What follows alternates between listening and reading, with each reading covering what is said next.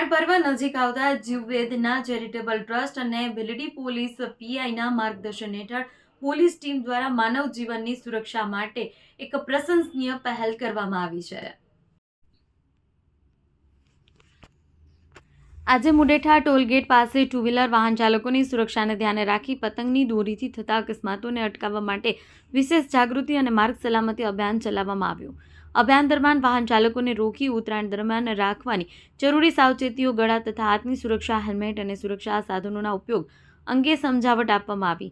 સમગ્ર કામગીરી દરમિયાન ભીલડી પોલીસ દ્વારા દાખવવામાં આવેલી સંવેદનશીલતા અને જવાબદારીના કારણે લોકોમાં ખુશીનો માહોલ જોવા મળ્યો।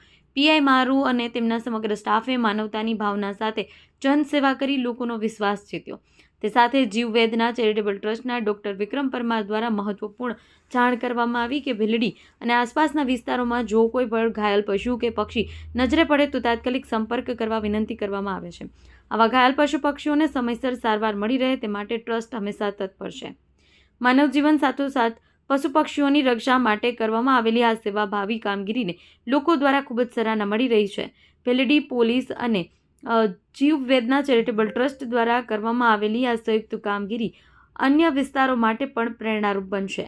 અહેવાલ હરગોવન ચૌહાણ, ખબર બનાસકાંઠા ન્યૂઝ।